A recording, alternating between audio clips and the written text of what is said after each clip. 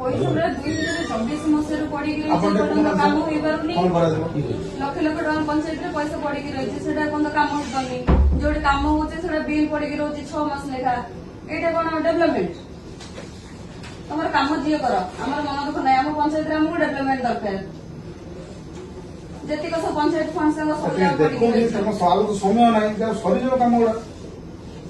ଆପଣ ପଞ୍ଚାୟତ ପଇସା ଆପଣ କହିକି କାମ କରେଇ ଦଉନାହାନ୍ତି। ହଁ କରେଇ ଦିଅନ୍ତୁ, କହୁଛି ଆମେ କରିବୁ ସେ କଥା କରେଇଦେଲେ ଯିଏ କରୁ କିଛି ନାହିଁ, କାମ କିନ୍ତୁ ହେଇଯାଉଛି।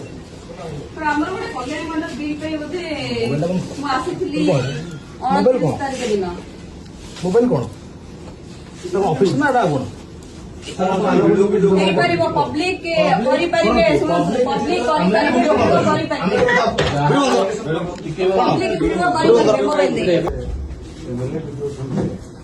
ମୋବାଇଲ ନେସେସରି କାମ ହଉଛି ପଞ୍ଚାୟତରେ, ଯୋଉଟା ସବୁ କାଦୁଅ ଅଛି, କାମ ହେଇପାରୁନି, ଆପଣଙ୍କର ନାଁ ଦିଅନ୍ତୁ ଏବଂ ସେ କାମ ହେଇଯିବ। ଯାହା ନାଁ ଦେବେ ତାଙ୍କୁ ସେ କାମ କରିଦେବେ, କାମ କରିଦେବେ। ତମେ ସେମାନେ ଅଶୋକ ନାଁ ଦେଲେ, ଆଉ ତାଙ୍କ ସଭାପତି ବିଜେପି ସଭାପତି ଦିଲ୍ଲୀ ପଡ଼ା ନାଁ ଦେଲେ, କେତେ ଜଣ ନାଁ ଦେଲେ, ସମସ୍ତଙ୍କୁ କାମ ଦେଇଦେବେ, ସେ କାମ କରିଦେବେ। ସେ ବିଲ୍ ପେମେଣ୍ଟ ଦେଇଦେବେ। ତ ଶୁଣିଲି କଣ ସାର୍ ତାଙ୍କୁ ବିଲ୍ ପେମେଣ୍ଟ ବନ୍ଦ କରାହଉଛି। ସାର୍ ଦୁଃଖର କଥା, ସେମାନେ ଲିଷ୍ଟ ଦେଲେ ମୋରି ପଚାଶ ପଇସା ମୁଁ ତାଙ୍କୁ ବିଲ୍ କରିଲି, ମୋର ପ୍ରତିଶୋଧ ନାହିଁ। ମୋର ସବୁ 5-7ଟି ବିଲ୍ ଅଛି, କୌଣସି ହଉନି ବନ୍ଦ ଅଛି କି ସାର୍ କୋଉ ପ୍ରକାର କଣ ନୀତି ନିୟମ ଚାଲିଛି? ଆପଣଙ୍କର ଆସିବା କଥା କହିନି, ଆପଣ ସେଇ ଡିରେକ୍ସନ ମୁଁ ଟିକେ କହୁଛି ବିଡକୁ କୁହନ୍ତୁ। ସେମାନେ ମୋରି ପଞ୍ଚାୟତ ଭଂଶ, ସେମାନେ କାମ କଲେ, ସେ ବିଲ୍ ନେଲେ। କିନ୍ତୁ ମୋର ମୁଁ ଯୋଉଟା କରୁଛି ସେଇଟା କଣ କରାହଉଛି? ମୁଁ ତାଙ୍କୁ ଡାକିକି କାମ ଦେବି। ଆପଣ ଯୋଉ ଏଜେନ୍ସି ନାଁ କହିଲେ, ସେ କହିଲେ ଭିଡିଓ କହିଲେ ମତେ ଦ୍ୱିତୀୟ ଆପଣ ସେତେବେଳେ ଆଗକୁ ବଡ କାମ କରୁଛି, ଏବେ ସାର୍ ବିଲ୍ ହେଲା, ବିଲ୍ ହେଇକି ଗଲା। କିନ୍ତୁ ମୋର ଯୋଉ କାମ 4-5ଟି ଜଟି ଅଛି, ସେ ସାର୍ ବନ୍ଦ ହେଇକି ରହୁଛି, ଦେଇକି ଯାଉନାହାନ୍ତି, କାମ ହଉନି। ମୁଁ ଆମ ପଚାଶ ପଇସା ତ ମୁଁ ଦେଇଦେଲି, ସବୁ କାମ ତମେ କଲ, ବିଲ୍ ନେଲ, ମୋର ଏଇଟା ବନ୍ଦ ରଖିଛ।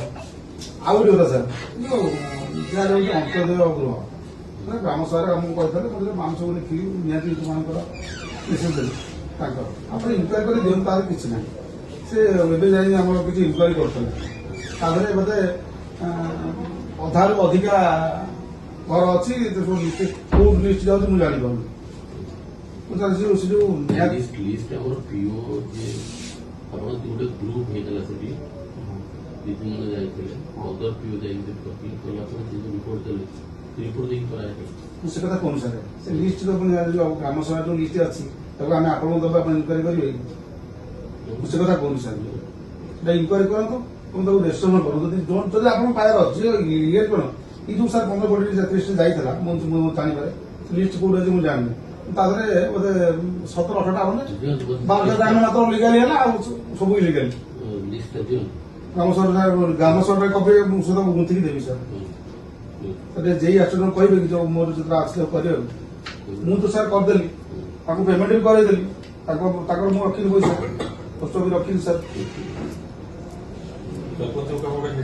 ମୁଁ ଯୋଉଟା କାମ ବନ୍ଦ କରି ରଖା ହଉଛି ସାର୍, ଗୋଟେ ପ୍ରଧାନମନ୍ତ୍ରୀ ଆଦର୍ଶ କହୁଛନ୍ତି ଫାଇଲ ବ୍ଲକ କହୁଛନ୍ତି, ସେ ଫାଇଲ ଯାକ ଗୋଟା ରୋଡରେ 5 ଲକ୍ଷ ଟଙ୍କା ଯାଇଛି, ସେ ବିଲ୍ 3 ଲକ୍ଷ ଟଙ୍କା ହେଇଛି, ଅଧିକ ଟଙ୍କା ବଳି ପଡିଛି।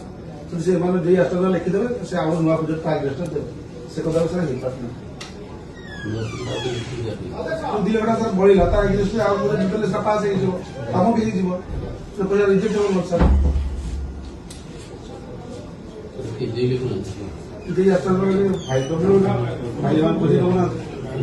ଆପଣ ଯାଇଥିଲେ ମୁଁ ପଞ୍ଚାୟତ ସେ ପଇସା ଅଛି, ପଇସା ସେ କାମ ନାହିଁ ପଚାର। ଆପଣ ଯିଏ ବସିଥିଲେ, ଆପଣ କହିଲେ ଲାଟ୍ରିନ୍ ନାହିଁ ଅବସ୍ଥାରେ ଅଛି, ପଇସା ଆପଣ ଯିଏ ବସିକି ଆସିଲେ, ସେ ପଇସା ଅଛି ସାର୍ ଉପରେ, ମୁଁ ସାର୍ ପଇସା ଅଛି, କିନ୍ତୁ କାମ ହଉନି। ମତେ ଭିଡ଼ିଓ ନକଲେ ମୁଁ କେମିତି କାମ କରିବି? ତାର ପଞ୍ଚାୟତ କାମଟା ସାର୍ ନିଜ ଘରଟା କିଏ କରିବ, କଣ ଫାଇନାଲ କରିବ? ଯାହା ନା କହିଲେ କରନ୍ତୁ, କିଛି ମୋର ଅପସନ୍ ନାହିଁ, କାମଟା ଗୋଟେ ସଠିକ ଢଙ୍ଗରେ କରିବା ଦରକାର।